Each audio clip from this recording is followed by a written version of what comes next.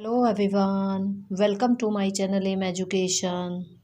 बच्चों, मैं आज आपको कक्षा 10 विषय हिंदी काव्य खंड के जीवन परिचय, जो कि बच्चे बहुत मुश्किल समझते हैं, उन्हें याद नहीं हो पाता है, उनके जीवन परिचय की शॉर्ट ट्रिक आपको बताऊंगी। आपको सिर्फ मुख्य बिंदु याद करने हैं और कुछ भी याद नहीं करना है, और इससे नंबर भी आपके पूरे आएंगे। तो चलिए हम शुरू करते हैं। सबसे पहले मैंने सूरदास जी का जीवन परिचय लिया है, जो कि बच्चे बहुत मुश्किल से इसे याद कर पाते हैं। देखिए बच्चों, सूरदास जी का जो जन्म है वो सन 1478 से लेकर 1483 के बीच माना जाता है। कुछ विद्वान 1478 में मानते हैं और कुछ विद्वान 1483 में मानते हैं। इनका जन्म सीही नामक गांव में हुआ था, जो कि हरियाणा के जो फरीदाबाद जिला है उसमें माना जाता है। ये जन्म से ही अंधे थे। ऐसा विद्वान कहते थे कि जब सूरदास जी का जन्म हुआ था तो ये जन्म से ही जन्मांध थे, जन्म से अंधे थे।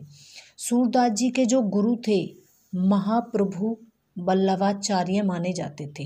देखिए बच्चों, मैं आपको सिर्फ मेन जो बिंदु हैं वही आपको बताऊंगी, जो आपको लिखना है, और आप इसमें ऐड भी कर सकते हैं कुछ।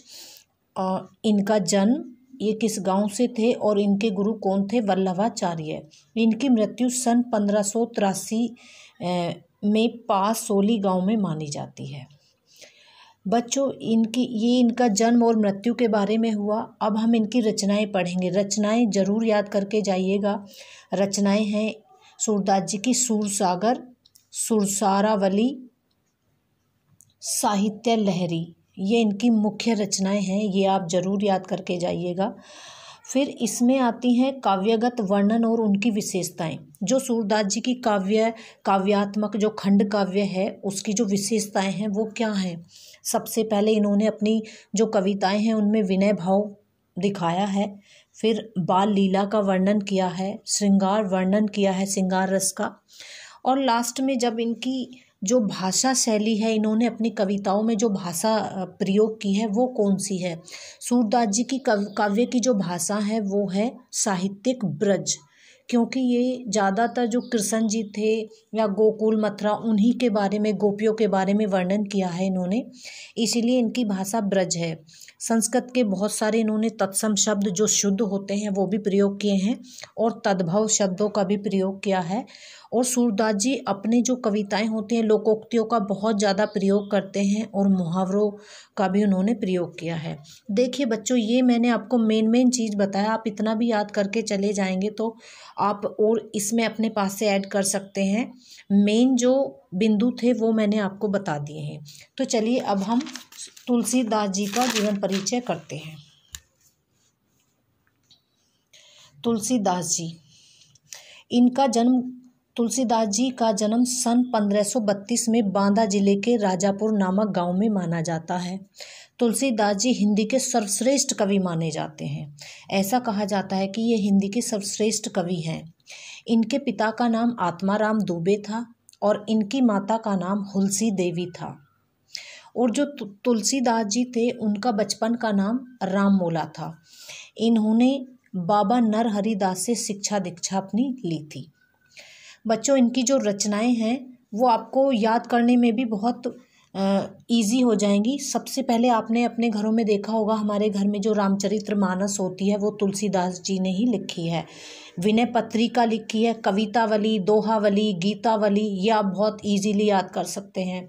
वली वली वली, कवितावली, दोहावली, गीतावली और जानकी मंगल, यानी कि सब ज़्यादातर जो हैं वो भगवान राम के बारे में ही इन्होंने लिखी हैं। तुलसीदास जी की जो काव्यगत विशेषता हैं, अपनी कविताओं में इनकी क्या विशेषताएं हैं? तुलसीदास जी राम भक्त थे, राम को बहुत मानते थे। इनकी जो रामचरितमानस है इनकी अमर रचना मानी जाती है। इट मीन्स बहुत ही अमर, सोचो जो कभी जिसका अंत ना हो, इतनी फेमस इनकी ये रचना है। इनका समन्वयवादी दृष्टिकोण है। इट मीन्स ये एडजस्ट, हर किसी में समन्वय, ऐसा इनका दृष्टिकोण है। इनकी जो रचनाएं हैं ज्ञान भक्ति है, धर्म संस्कृति पर आधारित होती थी। धर्म के बारे में, संस्कृति के बारे में, भक्ति के बारे में, इन सभी पर इनकी जो रचनाएं होती थी वो आधारित होती थी। अब इनकी जो भाषा शैली है वो आपको कैसे लिखनी है बच्चों, ये 4 हेडिंग आपको जरूर लिख कर आने हैं। जन्म और उनके गुरु, उनकी मृत्यु, फिर उनकी रचनाएं कौन कौन सी थी, फिर उनकी काव्यगत विशेषताएं कौन कौन सी थी, फिर उनकी भाषा शैली। तो चलिए अब हम भाषा शैली के बारे में बात करते हैं। इनकी भाषा शैली अवधि थी। देखिए बच्चों, ये वर्ड आप याद रखिए, अवधि। बड़ी ई की मात्रा है इसमें। अवधि एक भाषा होती है जिसमें छोटी ई की मात्रा होती है, वो समय को बोलते हैं हम, लेकिन यहाँ पर बड़ी ई की मात्रा है और ये अवधि भाषा है। गोस्वामी तुलसीदास जी ने अवधी भाषा को ही अपनी भाषा बनाया था। इन्होंने संस्कृत के शब्दों को बहुत प्रयोग किया। ज़्यादातर जो इनकी रचनाएं हैं वो संस्कृत के शब्दों की हैं। रोला, चौठा, चौपाई का इन्होंने भली भांति प्रयोग किया है। बच्चों, अगर वीडियो आपके लिए हेल्पफुल रही हो, आपके लिए लगे कि हाँ हमारी ये हेल्प कर सकती है, तो वीडियो को लाइक ज़रूर कीजिएगा और शेयर भी कीजिएगा। Thank you so much.